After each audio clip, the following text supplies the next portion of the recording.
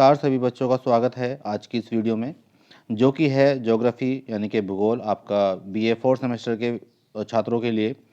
और इसमें आज हम डिस्कस करेंगे आपका सिलेबस जो कि आपका हिंदी और इंग्लिश दोनों में होगा। पेपर का जो नाम है आपका वो है आर्थिक भूगोल यानी कि इकोनॉमिक ज्योग्राफी। तो इसके बारे में जान लेते हैं और जुड़े रहें मेरे चैनल पर ऑनलाइन टीचिंग अकेडमी पर। लाइक करें, शेयर करें, सब्सक्राइब करें। चलिए बढ़ते हैं अपना वीडियो की तरफ। जैसा कि आपको दिखाई दे रहा होगा ये वीडियो जो है आपकी है बीए सेकंड ईयर और 4 सेमेस्टर के छात्रों के लिए जो कि है आपकी आर्थिक भूगोल, जिसका आपका कोड है A110401T। पेपर का नाम आपका दिखाई दे रहा होगा, पेपर टाइटल जो है वो इकोनॉमिक ज्योग्राफी। इसमें जो है टोटल आपका जो सिलेबस है वो लगभग 8 यूनिट के अंदर है।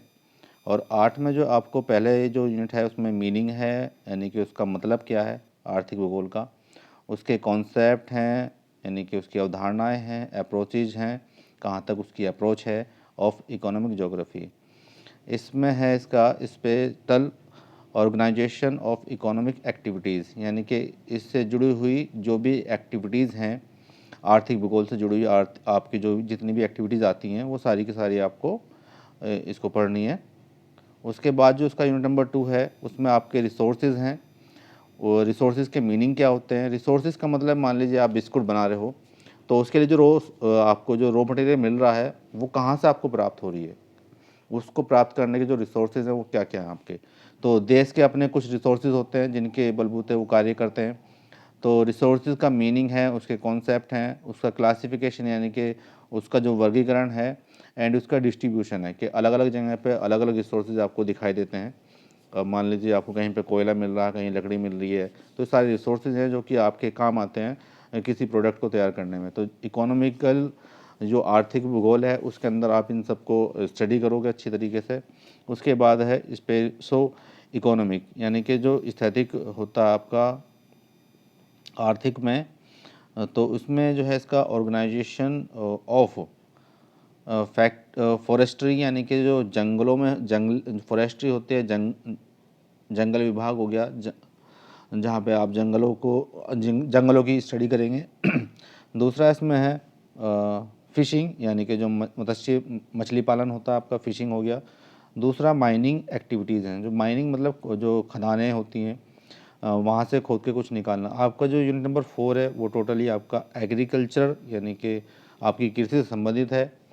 टाइपोलॉजीज़ और एग्रीकल्चर लैंड यूज़ मॉडल, जो एग्रीकल्चर के लिए आप लैंड का यूज़ कर रहे हैं उसके लिए जो आपको मॉडल पढ़ना वो है आपका JH वैन थ्यूनेन का मॉडल आपको स्टडी करना। एक मॉडल दिया उन्होंने JS वैन थ्योन का, तो ये आप अच्छी तरह से पढ़ लेना। उसके बाद जो आपका नंबर 5 है इसमें टाइप्स ऑफ इंडस्ट्रीज़, जो अलग अलग जैसे कपड़ा इंडस्ट्रीज होगी, आपका कांच इंडस्ट्री है और अलग अलग इंडस्ट्री होती हैं तो उनके बारे में आपको पढ़ना। तो फैक्ट्री जो आपकी बनी है, factors of location of industries, किसी भी इंडस्ट्रीज़ को खड़ा करने के लिए जो फैक्टर आपके कंसिडर किए जाते हैं उनके बारे में आपको पढ़ना है। उसके बाद जैसे आपका आयरन एंड स्टील इंडस्ट्री है आपके पास, cotton, textile and sugar industry है, और उसकी जो थ्योरी ऑफ इंडस्ट्री लोकेशन है उसमें अल्फ्रेड वेबर की आपको थ्योरी पढ़नी है।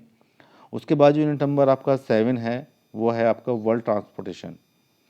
ट्रांसपोर्टेशन में आपके सी रूट हैं एंड मेजर ट्रांसकॉन्टिनेंटल रेलवे, यानी कि एक कॉन्टिनेंट से दूसरे कॉन्टिनेंट में जाने के लिए अगर रेलवे है, जैसे यूरोप में आपको दिखाई देता होगा, तो यूरोप से अगर एशिया में आ रहे हैं और वो आप रेलवे के थ्रू आ रहे हैं तो इसको हम बोलते हैं ट्रांस कॉन्टिनेंटल रेलवे। उसके बाद जो आपका 7 और 8 है उसमें आपको 7 में आपको WTO यानी कि वर्ल्ड ट्रेड ऑर्गेनाइजेशन है, और इसमें इंटरनेशनल ट्रेड है यानी कि दो देशों के बीच जो व्यापार होता है उसका पैटर्न और उसके ट्रेंड्स किस तरह से वो चलता है, पैटर्न क्या है और ट्रेंड्स क्या है इसमें। और जो नंबर 8 है आपका उसमें जो है इफ़ेक्ट्स ऑफ ग्लोबलाइजेशन, यानी कि जो ग्लोबलाइजेशन आजकल जो वर्ल्ड इकोनॉमी बन रही है यानी कि पूरा जो वर्ल्ड है एक गांव की तरह अपना कार्य कर रहा है, तो उसमें इसके इफ़ेक्ट एंड डेवलपिंग जो कंट्रीज़ हैं लाइक इंडिया, श्रीलंका, नेपाल, तो इन ये जो डेवलपिंग कंट्री हैं इनमें इसके क्या इफेक्ट पड़ रहे हैं, क्या प्रभाव पड़ रहे हैं, तो ये सारी की सारी आपको चीज़ें पढ़नी है।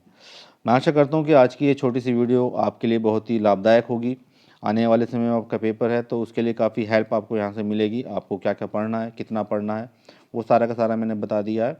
एक लेवल से ही आपको पढ़ना है इनके बारे में, इतना नहीं कि आप इनके बारे में डीपली पढ़ रहे हैं। आज की वीडियो में यहीं तक, धन्यवाद।